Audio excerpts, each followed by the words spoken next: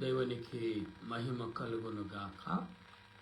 ప్రభు పేరట మీ అందరికి వందనాలు, శుభాలు, మరణత. ప్రభునందు ప్రియా దేవుని బిడ్డలారా, ఏకోజావన సుమారు 4:30 గంటలు కావస్తుంది. కనుక మీ అందరూ ప్రభు యొక్క నామమున విజ్ఞాపన ప్రార్థన చేసేవారేమగా రండి, అందరం కలిసి ప్రార్థన చేసుకుందాం. ప్రార్థన. సర్వసృష్టిని నీతిని పరిపాలించుచున్న సృష్టికర్తవైన దేవా, పరిశుద్ధుడా, ప్రేమామయుడా, కరుణామయుడా, దయామయుడా, సృష్టికర్తవైన మా ప్రభువా, నీకు వందనాలు, స్తుతులు, స్తోత్రాలు చెల్లిస్తూ ఈ సమయంలో నీ నామాన్ని బట్టి ప్రార్థన చేయుటకు, కీర్తించుటకు, కొనియాడుటకు, ఆరాధించుటకు మాకు మరొక అవకాశమును, మరొక గొప్ప దినమును మాకు దయచేసి మమ్మల్ని బలపరిచి నడిపించుచున్న ప్రభువా, నీకు స్తోత్రాలయ్యా. నీ నామాన్ని బట్టి మేము ప్రార్థిస్తుండగా మా ప్రార్థన యావత్తు అంగీకరించి మా ప్రార్థనకు ప్రతిఫలము దయచేయమని ప్రభువైన క్రీస్తు నామమున ప్రార్థన చేయుచున్నాను పరమ తండ్రి, ఆమేన్. స్తుతులు ఘనస్తం స్తుతులు నీకే మదిలో నా తండ్రి, ప్రతి విషయ ప్రార్థన సమయమున కృతజ్ఞత స్తోత్రము తండ్రి, ప్రతి విషయ ప్రార్థన సమయంబున కృతజ్ఞత స్తోత్రము తండ్రి. స్తుతులో ఘనస్తం స్తుతులో నీకే మదిలో నా తండ్రి, ప్రసవ వేదన ప్రార్థన చేయు వాలిము తండ్రి, నిసుపైన విజ్ఞాపన ప్రార్థన నేర్పు ప్రసాది చొము తండ్రి, నిసుపైన విజ్ఞాపన ప్రార్థన నేర్పు ప్రసాది చొము తండ్రి. స్తుతులో ఘనతం స్తుతులో నీకే మదిలో నా తండ్రి, ఆ స్థితి నుంచము నెరవేరు పర్యంతము నా తండ్రి, దోష్టిని పోవుట భాగ్యములన్నీ దొడ్డ భాగ్యమే నా తండ్రి, తన దోష్టిని పోవుట భాగ్యములన్నీ దొడ్డ భాగ్యమే నా తండ్రి. స్తుతులో ఘనస్తం స్తుతులో నీకే మదిలో నా తండ్రి, ఆ ప్రభు సన్నిధి మోకరించి ఆయన ముందర మ్రొక్కెదము, ఆయన మాటలు గైకొనినా అయినట్లు మనకెంతో మేలగునో, రాండి ఉచ్చాయించి పాడెదము, రక్షణ దుర్గము మన ప్రభువే. రండి, యెహోవాను స్తుతించదము, ఆయన చేసిన ఉపకారములు దేనిని మరవక. దేవా, యెహోవా రక్షణకర్తవైన మా ప్రభువా, ఓ పరలోక రాజా, నీకు వందనాలు, స్తుతులు చెల్లిస్తూ గతించిన రాత్రంత కాల మాకు సుఖనిద్రించి మమ్మల్ని బలపరిచి నడిపించుచున్న ఓ ప్రభువా, నీకు వందనాలు చెల్లిస్తున్నాను. ఈ సమయంలో నీ నామాన్ని బట్టి ప్రార్థిస్తుండగా, కీర్తిస్తుండగా మా విజ్ఞాపన, మా ప్రార్థన ఆలకించి మహిమ పొందమని క్రీస్తు నామమున అడుగుచున్నాను మా పరమ తండ్రి, ఆమేన్. తండ్రికును కుమారునికును పరిశుద్ధాత్మకును ఆది యందును ఇప్పుడును ఎల్లప్పుడును యుగ యుగములు మహిమ, మహామహిమ, ఘనత, కీర్తి, ప్రభావము ఆయనకే కలుగును గాక, ఆమేన్. దేవా, నువ్వు అనాథ వ్యక్తివై ఉన్నావు, నిన్నెవరునూ కలగ చేయలేదు, నీ అంతటి నీవే కలిగి ఉన్నావు గనుక నీ స్తోత్రములు. దేవాన్ని వెలుగువై ఉన్నావు, అందుచేతనే సూర్య చంద్ర నక్షత్రములకు వెలుగునిచ్చున, జీవులలో కండ్లకు వెలుగిచ్చున గనుక నీ స్తోత్రములు. దేవాన్ని జ్ఞానమై ఉన్నావు. అందుచేతనే దేవదతులకు, మనుషులకు, జీవరాశులకు జ్ఞానమిచ్చిన అట్టి జ్ఞానం వల్ల అనేకమైన మర్మములు మాకు కనబడుచున్నవి. కనబడిన తండ్రి కనుక నీ స్తుతులు. దేవాను స్వతంత్రుడు అయిన, స్వేచ్ఛాపరుడు అయిన, నీకు ఎవరునూ సలహా ఈయనక్కర్లేదు. నీ అంతటి నీవే కలిగి ఉన్నావు గనుక నీకు మా వందనములు. ఆమేన్. సాతాను సర్పమ, సర్వకార్యములందు శ్రమలతో కూడిన చావు నీకు నరులను బాధించినప్పుడల్లా, రాతలోకి పడిన శిక్షపై పడి నీకు ఇఫడేస్తున్నది వద్ద ఉన్న భూతాలు కలిగిన దుర్గతి కలిగిన నీకు, విజ్ఞప్తి పత్రిక వెల్లడింపకముందే కపంబయ్య భీతి కలిగిన నీకు, 7 నిమిషం మాట తలనొప్పి నిమిషం నీకు, అర్మయోను గిద్దము అడులు నీకు, కడతరకను గొయ్యే కాలి నీకు, అగ్నిగుణమద నిరాశ నీకు. సాతానా, దురాత్మలారా, దెయ్యములారా, భూతములారా, పిచాచుములారా, నజరుడైన యేసుక్రీస్తు నామంలో గద్దిస్తూ బంధిస్తున్నాను. ఆమేన్. సైన్యములకు అధిపతియగు యెహోవా పరిశుద్ధుడు, పరిశుద్ధుడు, పరిశుద్ధుడు, సర్వలోకము ఆయన మహిమతో నిండి ఉన్నది. ఆమేన్. వాక్యం చదువుకుందాం ప్రియులారా. ప్రతిరోజు చదువుకున్న వాక్యమే కీర్తన గ్రంథము 91వ కీర్తన మొదటి నుండి చదువుతున్నాను, మీరు గమనించండి. మహోన్నతుని చోట నివసించేవాడు, సర్వశక్తినుడి నిసర్వించేవాడు, ఆయనే నాకు ఆశ్రయము, నా కోట, నేను నమ్ముకునే నా దేవుడని నేను యెహోవాను గూర్చి చెప్పుచున్నాను. వేటకాని ఊరు నుండి ఆయన నిన్ను విడిపించును, నాశనకరమ తెగులు రాకుండా నిన్ను రక్షించును. ఆయన తన రెక్కలతో నిన్ను కప్పును, ఆయన రెక్కల కింద నీకు ఆశ్రయము కలుగును. ఆయన సత్యము, కేలము, డాలునైనది. రాత్రి వేళ కలుగు భయముకైనను, పగటి వేళ ఎగురు భవనముకైనను, చీకటిలో సంచరించు తెగిలికైనను, మధ్యాహ్నమందు పాడు చేసి రోగముకైనను నీవు భయపడకుందు. నీ పక్కన 1000 మంది పడినను, నీ కుడి పక్కన 10,000 మంది కూలినను నీకు అపాయము కలగదు. ఏ తెగులు నీ గుడారమును సమీపించదు. ఏ అపాయము నీకు కలగదు, ఏ తెగులు నీ గుడారము సమీపించదు. భక్తిహీనులకు ప్రతిఫలము కలుగును. యెహోవా, నీవే నా ఆశ్రయమని నీవు మహోన్నతుడిని దేవుని నివాసస్థలముగా చేసుకుని ఉన్నావు. నీకే అపాయము రాదు. ఏ తెగులు నీ గుడారమును, రాత్రి వేళ కలుగు భయముకైనను, పగటి వేళ ఎగురు బోనముకైనను, చీకటిలో సంచరించు తెగిలికైనను, మధ్యాహ్నమందు పాడు చేసే రోగముకైనను నీవు భయపడుకుందు.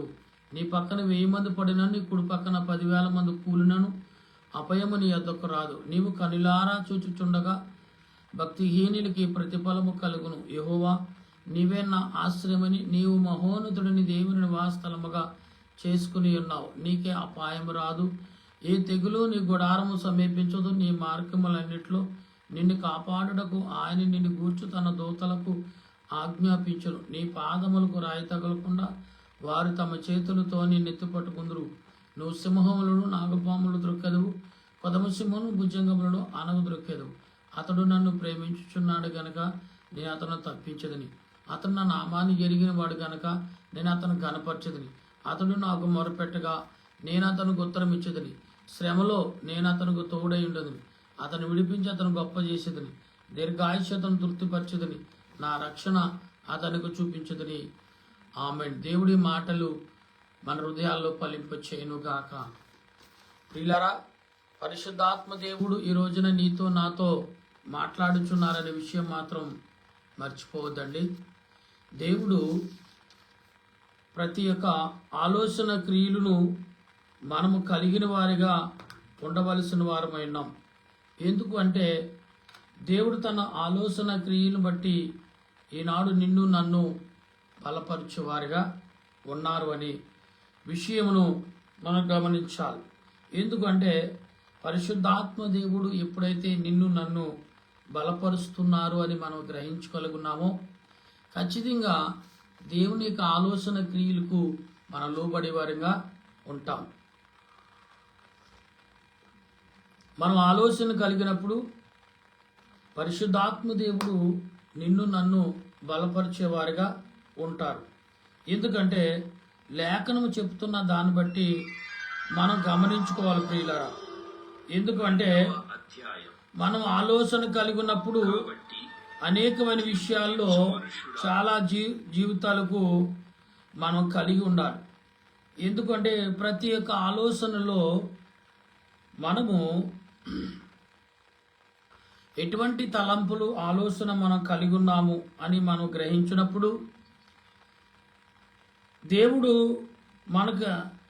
మనం అనేకమైన రీతిలుగా ప్రార్థించేవారిగా ఉన్నాం. అందుకే పరిశుద్ధాత్మ దేవుడు ఎప్పుడైతే మన మధ్యకు ప్రవేశించినప్పుడు మనం ఎంతగా నిద్రించాలన్నా కూడా నిద్రించలేం, మెలకు వస్తుందండి. ఎందుకంటే ఆ మెలకు అనేది నీవు ద్వారా కలిగే కాదు, నీకు ఏదో మెలకు వచ్చేసింది అనుకుంటే కాదు.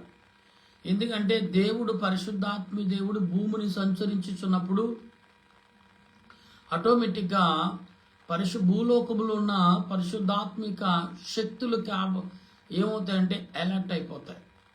అలర్ట్ అవటం అంటే పరిశుద్ధాత్మ దేవుడు భూమి మీద సంచరించినప్పుడు, ఒక రాజుగారు భూమి మీద ఒక గ్రామాన్ని సంచరించినప్పుడు, ఒక ప్రధాని కానీ ఒక ముఖ్యమంత్రి కానీ మరి సంచరించినప్పుడు ఆ రాష్ట్రాలు ఎంత అలర్ట్ కలిగి ఉంటాయో, అలాగే భూలోకంలో ఉన్న దేవుని ఆత్మ సంబంధమైన కొన్ని శక్తులు ఏమవుతాయంటే అలర్ట్ అవుతాయి. అప్పుడు మనం ఆటోమేటిక్గా మన జీవితానికి మనకి మెలకు కలుగుతుంది శరీరానికి. అందుకే ఉలిక్కిపడి లేగటం, లేదా ఏదైనా కల కలగటం, లేదైనా మరొకటి జరగటం జరుగుతుంది, మెలకు వస్తుంది. కానీ మనం లేచి కాలకొచ్చెలు తీర్చుకుని మరలా పండుకుంటానికి ప్రయత్నం చేస్తాం. ఎందుకంటే ప్రతి మనుషుడు పరిశుద్ధాత్మ దేవుడు భూమి మీద సంచరించుచున్నప్పుడు మనం ఖచ్చితంగా మన దేహము ఉలుక్కుపడుతుంది, మన ఆత్మ ఉలుక్కుపడుతుంది. ఎస్, ఎందుకంటే దేవుడు ఆత్మను సిద్ధపరచిన వాడు ఆయనే, శరీరాన్ని సిద్ధపరచును బలపరచును వాడు ఆయనే. కాబట్టి ఈ శరీరము ఈ ఆత్మ ఏమవుతుందంటే వెంటనే ఆయన యొక్క ప్రభావంకు ఉలిక్కిపడుతుంది. ఎందుకంటే ఆయన శక్తులు కలిగిన ఈ భూమి మీద ఏ శక్తి అయితే ఉన్నదో ఆయన నామములో, ఆయన రూపముగా అంటే ఆయన క్రియలు కలిగి ఉన్నదో ఆ శక్తులు మనల్ని ఉలిక్కిపడి చేస్తాయి. అందుకనే ప్రతి రాత్రి కూడా మనం ప్రార్థన చేసుకునేది ఏంటంటే, దేవా నీ రాకడ సిద్ధమైతే నన్ను సిద్ధపరచు. అంటే మన దేహము మరి సిద్ధపడకపోయినా ఆత్మ సిద్ధంగా ఉంటుందనేది గ్రహించాం. ప్రార్థన చేస్తాం మనం అని తెలియకుండానే మనం చేస్తాం. మనకు గురువులు నేర్పింది కదా, క్రైస్తవుడిగా నేర్చుకోవాల్సిన మొదటి ఏంటంటే, దేవా నా ఆత్మను నీ చేతులకు అప్పగిస్తున్నాను అనే విషయాన్ని మొదట మనం నేర్చుకుంటాం.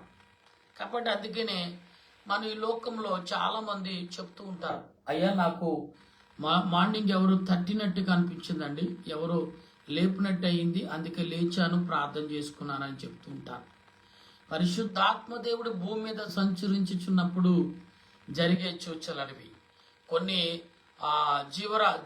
జీవులు కుక్కలు కానీ, కొన్ని పక్షులు కానీ, లేదా కొన్ని శబ్దాలు చేస్తూ ఉంటాయి. ఎందుకంటే పరిశుద్ధాత్మ దేవుడు వచ్చుచున్నప్పుడు, ఒక రాజుగారు, ఒక ప్రధాని, ఒక ముఖ్యమంత్రి వచ్చినప్పుడు ఆ దేశంలో ప్రజలు ఏ రకంగా ఆహ్వానం పలుకుతారో ఈ లోకంలో మనం చూస్తూనే ఉన్నాం. ఈ లోక మనిషి సంబంధమైన రాజ్య అధిపతి ఎవరైనా వచ్చినప్పుడు అబ్బో చాలా వేగముగా వాయిద్యాలతో, బూరలతో, నాట్యములతో ఆయన్ని ఆహ్వానిస్తూ ఉంటాం. ఆయనకి ఎర్ర కార్పెట్ పరుస్తాం, పువ్వుల మీద ఆయనకు ఆహ్వానం పలుకుతాం పువ్వులతో. అంటే ఓ లోక సంబంధంగా ఈ రకమైన క్రియలు జరిగినప్పుడు పరిశుద్ధాత్మ దేవుడు సృష్టికర్త ఈ భూమి మీదకి వచ్చినప్పుడు, ఈ భూమి మీద ఆయన శక్తికి కలిగిన కొన్ని జీవులు, కొన్ని శక్తులు ఊరికనే ఉండవండి. ఓ నరులారా లెగవండి, ఏమంటే నరులారా లేచి ప్రార్థించండి, ఇదిగో లెగిచి కనిపెట్టండి, లెగిచి మీరు ప్రభువు అని చూడండి, దేవదేవుడు మీ మధ్యకు వచ్చుతున్నాడు అని ఒక శబ్దము ద్వారా. ఏమంటే అందుకనే ఉదయకాలం ఏకూచావున దేహం కండనరాలు ఎముకలు కదులుకుని దానంతట తాను ఉలుక్కుపడి లేగుతుందంటే ఎవడు దేవుని యొక్క పరిశుద్ధాత్మిక ఉనికి దేహము కూడా తట్టుకోలేదండి.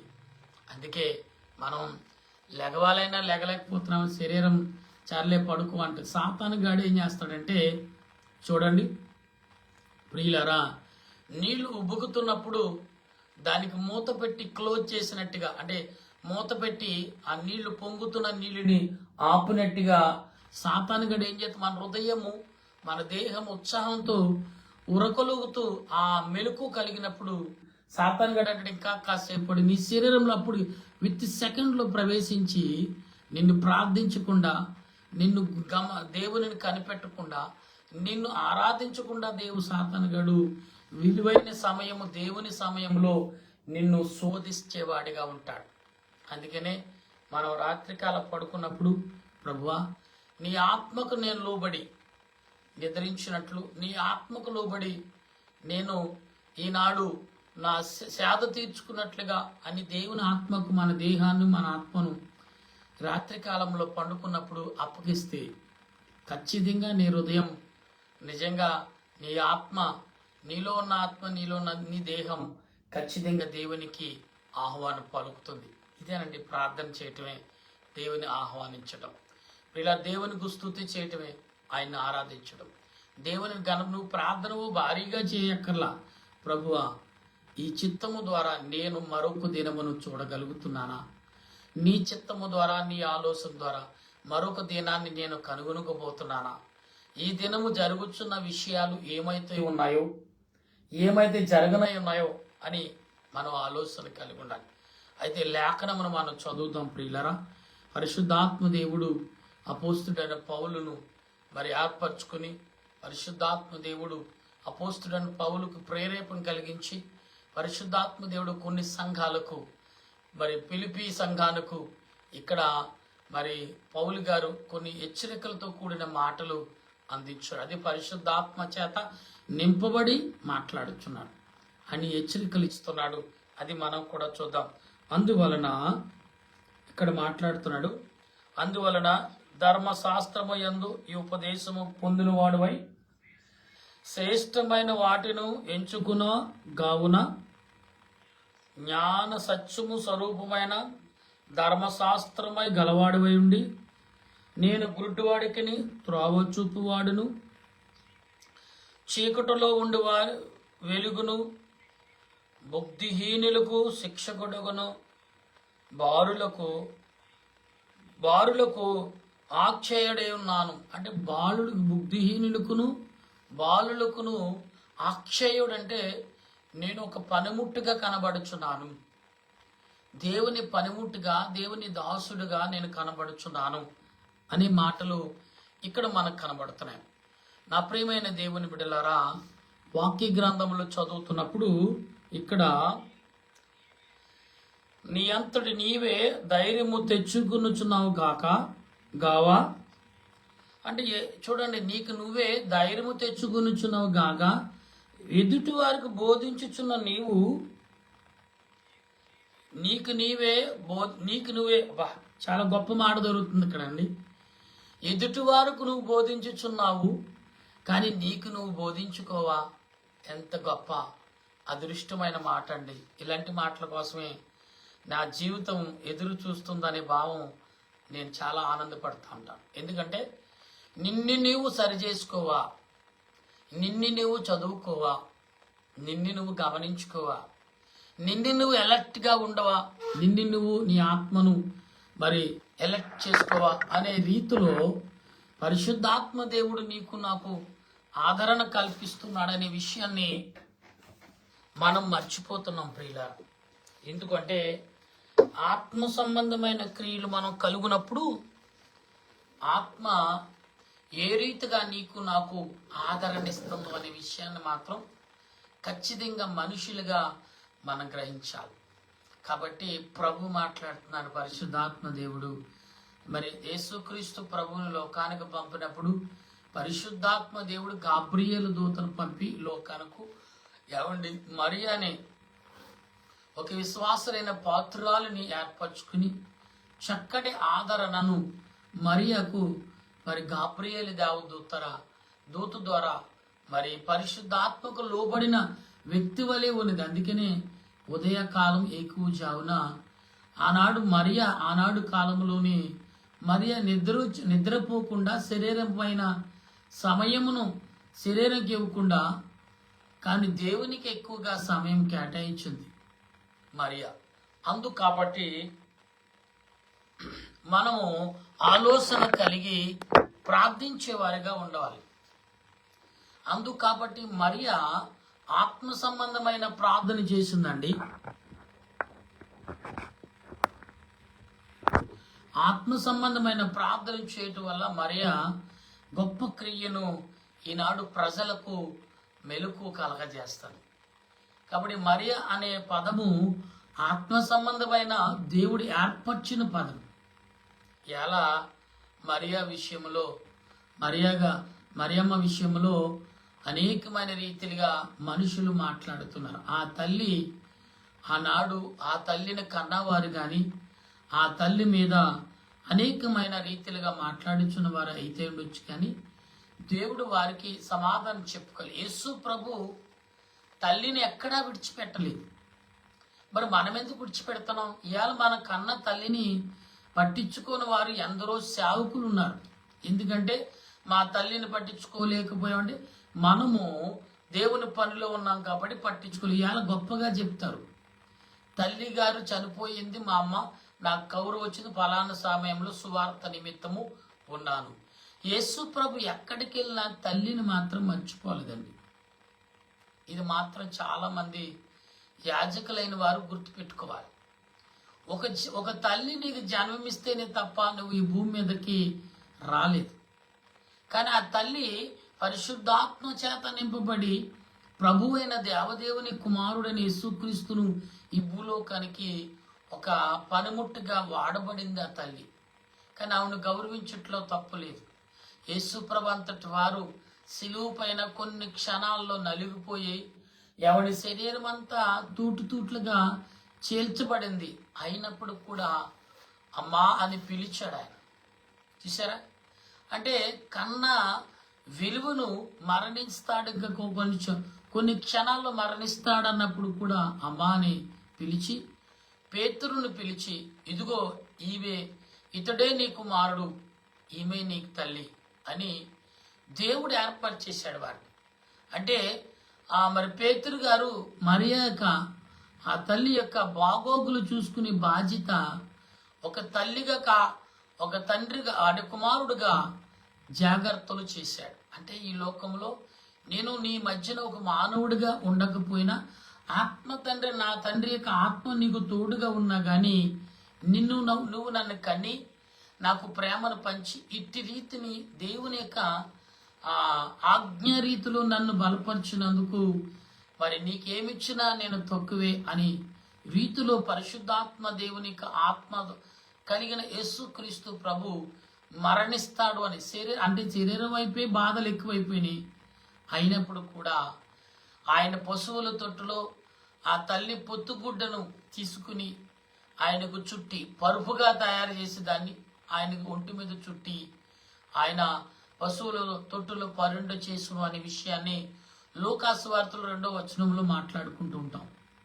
అంటే ఎందుకు అని పరిశుద్ధాత్మ దేవునికి ఈనాడు మనుషులమైన మనం సహకరిస్తున్నామా? ఎలా సహకరించాలండి? సహకరించాలంటే ఏదేదో నువ్వు పనులు మానుకుని నువ్వు ఈ లోకమంతా భర్త మాట భార్య వినకుండా, భార్య మాట భర్త వినకుండా, పిల్లలు తల్లిదండ్రుల మాట వినకుండా, తల్లిదండ్రులు పిల్లల మాటలు గమనించకుండా ఉండమని దేవుడు ఎక్కడ చెప్పలేదు. అంతటా సమానతత్వం కలిగినప్పుడు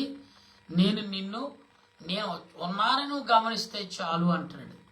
నేనున్నాను నీలో ఉన్నానని నువ్వు గమనిస్తే ఆటోమేటిక్గా ఏమవుతుందంటే దేవుడు నేను నిన్ను బలపరిచేస్తాను, నీ కార్యాలన్నీ నీ బదులుగా నేను చేస్తానంటానంటే ఇది కేవలము చిన్ననాటిదే అంటే కొన్ని క్షణాలు, కొన్ని నిమిషాలు ప్రభుకు నీ దేహాన్ని నీ ఆత్మను అప్పగిస్తేనే మరి ఇంత గొప్ప కార్యం చేస్తానన్నప్పుడు ప్రభుకు మనం ఏమి చెల్లించిస్తున్నాం?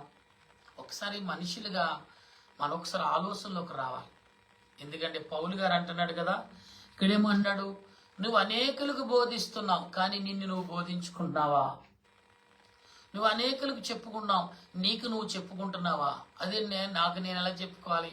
ఇప్పుడు నా మాటలు ఆటోమేటిక్గా నాకు కూడా మీకు కాకుండా నాకు కూడా వినపడుతున్నాయి కదా, అవి గమనిస్తూ మాట్లాడు. అందుకే గమనించి మాట్లాడు. ప్రతి విషయంలో, ప్రతి ఆలోచనలో దేవుడు నీకు ఇచ్చే తలంపులు ఏమైతే ఉన్నాయో వాటిని ఖచ్చితంగా మనం ఆలోచించాలి.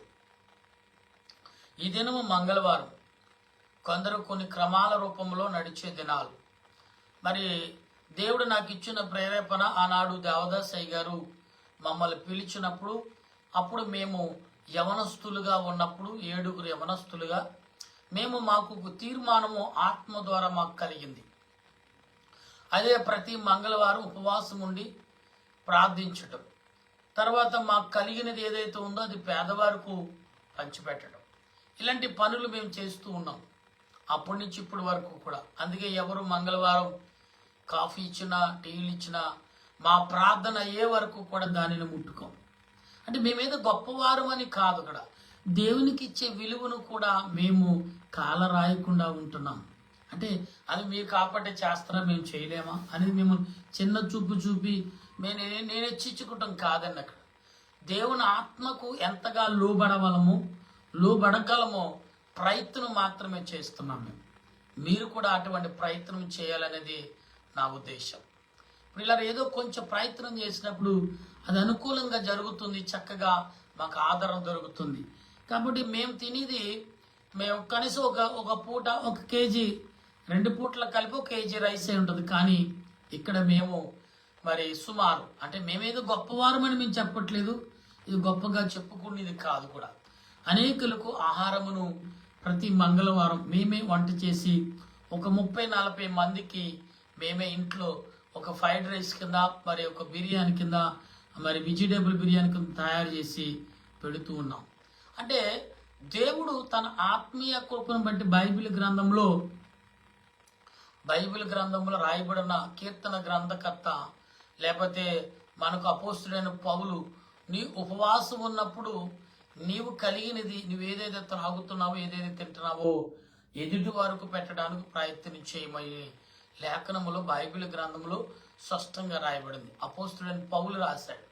ఎందుకు ఉపవాసం అనేది నీవు పరిశుద్ధాత్మతో నువ్వు విధేయతుడై పరిశుద్ధాత్మకు దగ్గరగా ఉండటకు గొప్ప అవకాశం అండి, గొప్ప అవకాశం. అటువంటి అవకాశాన్ని మనం లోబర్చుకుంటకు మరొక అవకాశం దేవుడు మనకు ఇచ్చుచున్నాడు. ఈ భావం మనం మర్చిపోకూడదండి దేవుని లేఖనం. అయితే లేఖనం చెప్పే మాటలు మనం చూస్తున్నప్పుడు నీవు వినవద్దని, అంటే నీవు ఇలా చేయము అలా చేయమని ప్రకటించి నీవు నీ దినచర్యను నీవు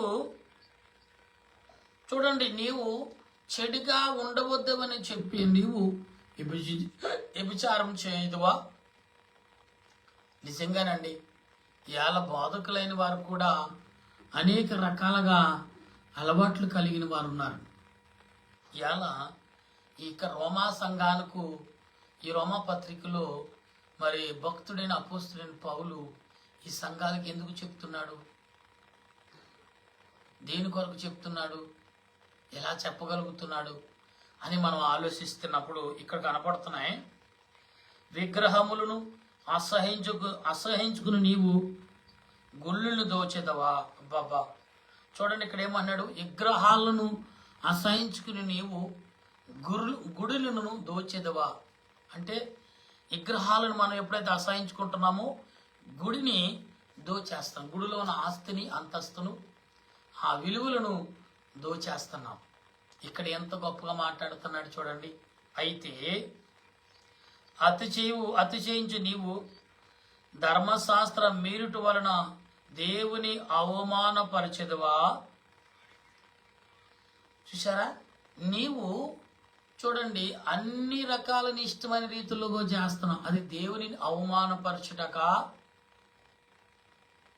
మరి రోమా సంఘానికి అపోస్తులైన పౌలు యేసుక్రీస్తు యొక్క ఆత్మను కలిగిన మరియను ఏ రీతిగా బలపరచాడో అలాగ నిన్ను కూడా నన్ను కూడా బలపరుస్తున్నాడు. అయితే ఇక్కడ ఏమంటున్నాడు చూసారా, ఎంత ఈ మాటలు చెప్తుంటే వణుకు పుడుతుంది నాకు. ఎందుకంటే ఎక్కడైనా ఎప్పుడైనా పొరపాటు జరగకుండా నువ్వు ఎలక్ట్ కలిగి నువ్వు ఒక సామాన్యుడు కాదు, నేను ఏర్పరచుకున్న ఒక పనిముట్టువు నీవు అని.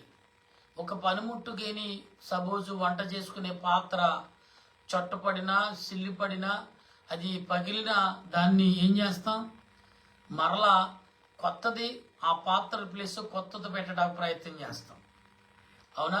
లేదా నీకు అనుకూలను బట్టి నీకు శక్తిని బట్టి దాన్ని రిపేర్ చేయించుకుంటూ మొదలు పెడతాం.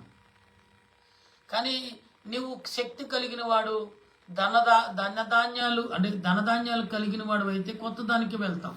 పాతది ఎందుకులే ఇంకా అనుకుని కొత్త దాని నిమిత్తము నువ్వు ప్రయత్నం చేస్తావు. అది కాబట్టి ఇక్కడ మనుషులు ఏ రకంగా మనం ప్రవర్తిస్తున్నాం అనేది ఇక్కడ చాలా మాటలు ఎలాగొండ చీల్చినట్టు మనిషిని నీ శరీరం అంతా చీల్చి నీలో ఉన్న కుళ్ళిని బయటికి ఆయనే తీసినట్టుగా. చూడండి, చాలామంది కడుపులో ఉన్న కంతులు కానీ లోపల ఉన్న కుళ్ళినంతటిని పొట్ట చీల్చి, కొందరికి మరి క్యాన్సర్లు వ్యాధులు ఇలాంటివి వచ్చినప్పుడు ఆపరేషన్ చేసి కొన్ని విషయాల్లో కొన్ని వస్తువులు తీసేస్తూ ఉంటారు. తీసి అతనికి ఆయుష్ను కొంతకాలం వైద్యుల ద్వారా దేవుడు పెంచుతాడు. ఇప్పటికైనా కళ్ళు తెరువు, నీలో ఉన్న కుళ్ళుని నేనే తీశాను, ఇప్పుడు నీ ఆయుష్ను పెంచుతున్నాను, నాకు సాక్షిగా నిలబడు అని దేవుడు చెప్తాడు.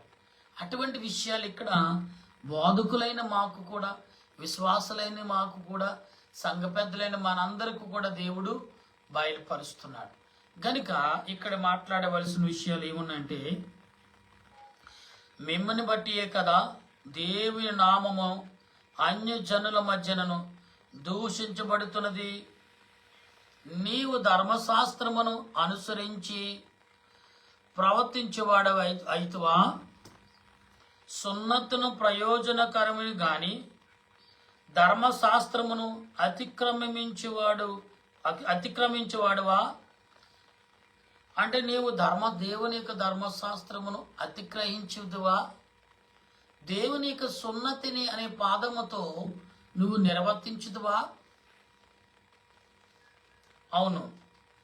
కాబట్టి సున్నత లేనివాడు ధర్మశాస్త్రము నీతిని విధులను గైకుని ఎడల అతడి సున్నతం లేనివాడై ఉండియు సున్నత గలవాడుగా ఎంచబడను కదా. మరియు స్వభావమును బట్టి సున్నత లేనివాడు ధర్మశాస్త్రము నెరవేర్చిన ఎడల అక్షరమును సున్నతే గలవాడివై ధర్మశాస్త్రమును అతిక్రమించు నీవు తీర్పు తీర్చడా? బాహ్యము అంటే బాహ్యమును ప్రేమించేవాడు యూదుడు కాడు. అంటే శరీర సంబంధమైన కోరికలు పెంచుకునేవాడు దేవుని బిడ్డ కాదు. ఇక్కడ చాలా క్లియర్గా చెప్తున్నాడు. అయితే సున్నతి అనేది కాదు. అయితే అంతరంగమందు యూదుడు మరియు సున్నతి హృదయమును సంబంధమైనది ఆత్మయందు జరిగినదే గాని అక్షరము వలన కలుగునది కాదు. అట్టి వాటికి మెప్పు మనుషుల వలన కలగదు, దేవుని వలనే కలుగును. చూసారా, నువ్వెన్ని రకాలుగా ప్రయత్నించినా కానీ మనుషుల వల్ల ఏమాత్రము కలగదు, దేవుని వలనే ప్రయోజనం నీకు కలుగుతుంది. ఇక్కడ కొన్ని విషయాలు మనం ఆలోచనలోకి తీసుకోవాలి. పరిశుద్ధాత్మ దేవుని యొక్క ఆలోచనలకు నువ్వు నడిపించబడినప్పుడు, నేను ఆల్రెడీ ముందు చెప్పినట్టుగా దేవుని ఆత్మ ఈ లోకంలోకి నిన్ను సంచరిస్తుంది, నిన్ను తట్టి లేపుతుందని నిన్ను బలపరచడాకే. ఎక్కువ జావున ప్రార్థన అనేది పరిశుద్ధాత్మ చేత నింపబడి నువ్వు మాట్లాడేదై ఉంటుంది. పరిశుద్ధాత్మ చేత నువ్వు బలపడి ఉపదేశించేదై ఉంటుంది. పరిశుద్ధాత్మకు లోబడి నువ్వు మాట్లాడేదై ఉంటుంది తప్ప మరొకటి కాదు అని లేఖనం చెప్తుంది. నా ప్రియమైన దేవుని బిడ్డలారా, ఈ ఉదయ కాలంలో ఏకువజామున ఈ 4:30 గంటల సమయంలో ఆత్మ తండ్రి అయిన దేవుడు నీతో నాతో మాట్లాడుచున్నాడు అంటే ఎందుకు మాట్లాడుచున్నాడు? దేని కొరకు మాట్లాడుచున్నాడు? మనకు దేని నిమిత్తం మాట్లాడుచున్నాడు ప్రభు అనే విషయాన్ని మనం గమనించుకున్నామా? ఒకసారి ఆలోచన కలిగి ఉండాలి. దేవుడు తన ఆత్మను మనకు అందిస్తున్నాడు అంటే ఆయన విషయాలు అనేక రీతిలుగా మనం కలిగి ఉండాలి. పరిశుద్ధాత్మ దేవుడు ఈరోజు నీతో నాతో మాట్లాడుచున్నాడు అనే విషయము నువ్వు ఆలోచిస్తే ఆ విషయం ఎంతవరకు ఆత్మ నడిపింపును మనకిస్తుంది, ఎంతవరకు దేవుని యొక్క సన్నిధి మనకు తోడుగా ఉంటుంది, ఎంతవరకు పరిశుద్ధాత్మ దేవుడు నిన్ను బలపరుస్తున్నాడు అనే విషయాలు మర్చిపోతున్నామేం మనం.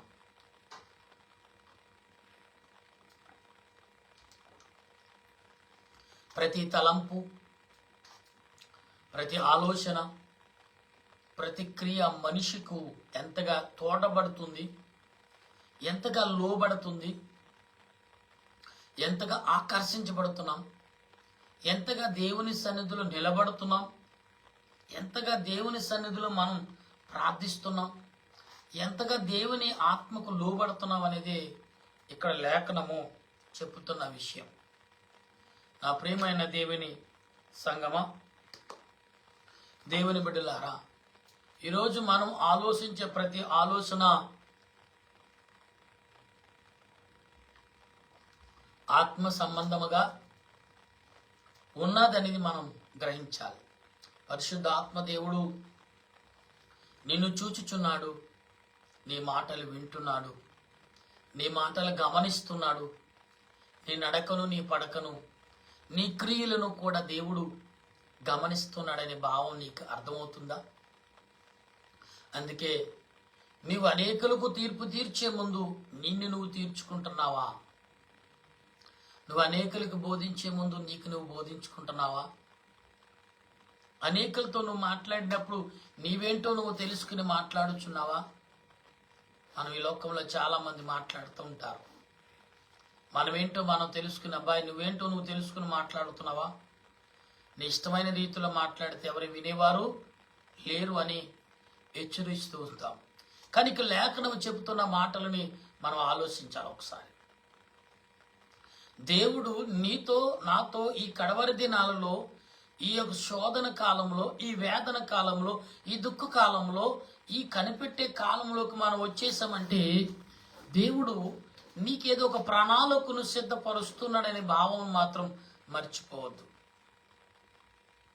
పరిశుద్ధాత్మ దేవుడు నీతో నాతో మాట్లాడుచున్నాడంటే అట్టి విషయాలను మనం గమనించగలిగి ఉండాలి. అట్టి విషయాల్లో పరిశుద్ధాత్మ దేవుని యొక్క ఆలోచన కలిగి మనం నడవాలి. అప్పుడే ఆత్మ తండ్రి అయిన దేవదేవుని యొక్క సన్నిధిని మనం కనుగొంటాం. అప్పుడే పరిశుద్ధాత్మ దేవుని యొక్క ఆలోచనలోకి మనం సాగుతాం. అప్పుడే పరిశుద్ధాత్మ యొక్క దేవుని ఆదరణ మనం పొందగలుగుతాం. ఈరోజు మన ఇష్టమైన రీతిలో చాలామంది మాట్లాడుతూ ఉంటారు. ఎవరిష్టమైన రీతి వారిని ఆలోచిస్తారు. మంచిది, ఆలోచించండి. కానీ దేవుని ఆత్మ నిన్ను గమనిస్తుంది, నిన్ను వెంబడిస్తుంది, నిన్ను తట్టి లేపుతుంది అనే విషయం మాత్రం మర్చిపో. పరిశుద్ధాత్మ నిన్ను ప్రతి క్షణము నిన్ను వెంబడిస్తుందనే విషయం మాత్రం మర్చిపోవద్దు. నీవేళ మాట్లాడుతున్నావు, నువ్వు ప్రాణము నీలో ఇంకా నేను సజీవుడిగా ఉన్నానంటే అది పరిశుద్ధాత్మ వలనే మాత్రమే జరుగుతుంది.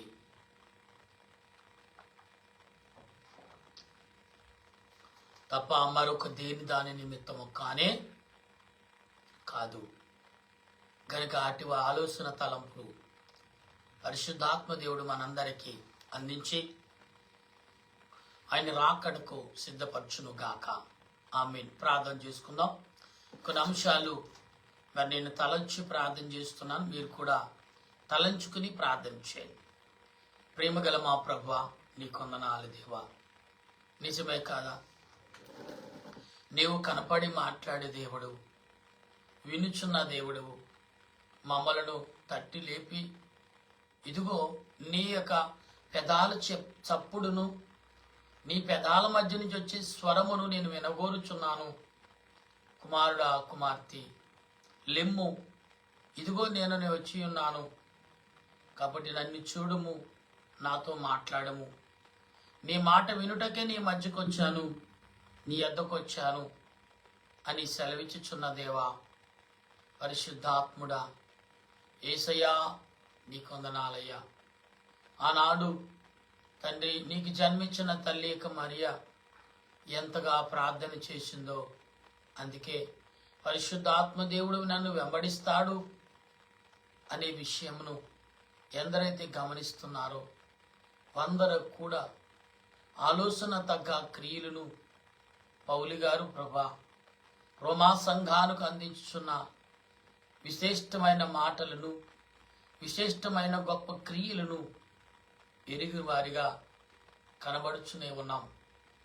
ప్రభా, చాలామంది నన్ను మించిన వాడు లేడు, నేను ధనవంతుడును, బలవంతుడును, నాకంటూ ఒక స్థాయి భూలోకంలో నేను సంపాదించుకున్నాను అనుకుని జీవించుచున్న వారు అనేకులు.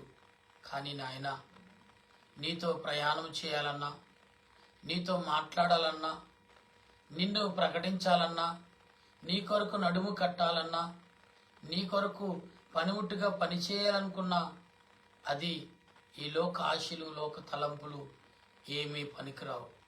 నీవు నిమిత్త పాత్రుడువు, పనికిమాలిన వాడువు, పనికిరాని వాడువు అనుకుని నువ్వు నా యొద్దకు రా. నీ విలువలను, నీకు కావలసిన గౌరవ మర్యాదలను నేను సమకూరుస్తానని సెలవిచ్చిన ప్రభా, నీ కొందనాలు.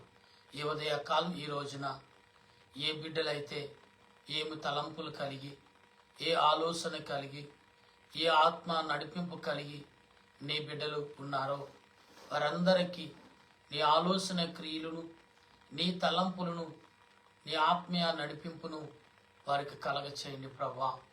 ఎందుకంటే నేను ప్రతి దినము మా కళ్ళ ముందు కరిగిపోతూనే ఉంది, కరిగిపోతూనే ఉన్నాయి. నిన్నడు చూసింది ఈరోజు లేదు, రేపు చూసినది ఉంటుందా లేదో తెలియదు. అటువంటి పరిస్థితుల్లో ఈనాడు మనుషులుగా మేము నడుచుకుంటున్నాం కనుక నీ ఆత్మ నడిపింపు, నీ ఆలోచన క్రియలను మాకు అనుగ్రహించి బలపరిచి నడిపించమని నీ దీనదాసుడని నేను మాట్లాడుచుండగా నీ ఆత్మ నడిపింపు, నీ సన్నిధి కాపుదలను సమకూర్చి నడిపించుమని ఆత్మరూపుడువైన దేవా, ఆలోచనకర్తవైన ప్రభువా, నీకు వందనాలు చెల్లిస్తూ నీ క్రియలు ఎరిగిన వారమై, నీ ఆలోచన ఎరిగిన వారమై, నీ తలంపులు ఎరిగిన వారమై, నీ ఆత్మ నడిపింపు ఎరిగిన వారమై మీ ఉన్నామని గ్రహించుచు ప్రార్థించే కృపను, వేడుకునే కృపను, నిన్ను స్తుతించే కృపను, నిన్ను గణపరిచే కృపను మాకును దయచేయమని, నీ ఆలోచన యావత్తు కూడా సమకూర్చి నడిపించమని నీ దీనదాసుడైన నన్ను ప్రభా, నీ ఆత్మ నడిపింపును, నీ ఆలోచన క్రియలను మాకు తోడుగా బలపరిచి నడిపించమని పరలోక రాజా, పరమ తండ్రివైన ప్రభువా, నీకు వందనాలయ్యా. ఈ సమయంలో నీ పాదములు ఎదుట నేను ప్రార్థిస్తున్నాను, నీ పాదములు ఎదుట నిన్ను స్తుతిస్తున్నాను, నీ పాదములు ఎదుట నిన్ను కొనియాడుచున్నాను, నీ పాదములు ఎదుట నేను ఆరాధిస్తున్నాను. కనుక నీ ఆలోచన క్రియలు, నీ ఆత్మ నడిపింపును మాకు అనుగ్రహించి బలపరిచి వర్ధిల్లు చేయమని ప్రభువును రక్షకుడైన యేసుక్రీస్తు పరిశుద్ధమైన నామములో ప్రభా, నీ బిడ్డల నిమిత్తము, మా సహోదరుల నిమిత్తము, మా బిడ్డల నిమిత్తము, మా దేశ ప్రజల నిమిత్తము, మా దేశంలో ఉన్న అనేకులు తల్లులు, తండ్రులు, స్త్రీలు, పురుషులు, చిన్నలు, పెద్దలు, చదువుతున్న వారు, ఉద్యోగాలు చేయుచున్న వారు, వ్యాపారములు చేయుచున్న వారు, ప్రయాణములు అనేక రీతిలుగా దేశము కొరకు, ప్రజల కొరకు, అనేకమైన పనులు నిర్వర్తించుచున్న వారి మీద నీ ఆత్మను కుమ్మరించుదువు గాక. నీ సన్నిధి వరకు తోడయుండును గాక. పరిశుద్ధాత్ముడా, వారికి జ్ఞానమును, తెలివిని, ఆలోచనను, శరీర శక్తిని, ఎముక బలమును కలగజేసి నీ సన్నిధిని తోడుగా ఉంచి బలపరచుమని ఈ కడవరి దినాలు 2025 తండ్రి కడవరి దినాలలో ఉన్నాం. ఈరోజు ప్రభా మరి 18వ తారీఖు అనగా నెలలో సుమారు 3% మరి కరిగిపోయినాయి. ఇంకా 1% మాత్రమే మా మధ్యన 40 రోజులు మాత్రమే ఉన్నాయి నూతనమైన సంవత్సరంలో ప్రవేశించుటకు. గనుక దేవా, ఈ 40 రోజుల్లో మేమేం తీర్మానం తీసుకోవాలో, ఏ నిర్ణయం తీసుకోవాలో, ఏ తలంపులు కలిగి ఉండాలో నీ చిత్తమై ఉన్నది, నీ ఉద్దేశమై ఉన్నది ప్రభా. నా ఉద్దేశము కాదు, నా చిత్తము కాదు తండ్రి. నీ చిత్తాన్ని బట్టి, నీ ఉద్దేశాన్ని బట్టి మమ్మలను, మా తలంపులను, మమ్మలను, మా ఆలోచనలను నీవు అంగీకరించి నెరవేర్చమని నా దేశ పెద్దలను, నా దేశ ప్రజలను, నా దేశంలో ఉన్న గ్రామములో, పట్టణాల్లో, నాయన ఆయా దేశాల్లో, ఆయా పట్టణాల్లో, ఆయా గ్రామాల్లో, ఆయా నాయన రాష్ట్రాల్లో ఉన్న ప్రతి బిడ్డలను దీవించండి. మతం లేదు, కులం లేదు, జాతి లేదు, భేదం లేదు.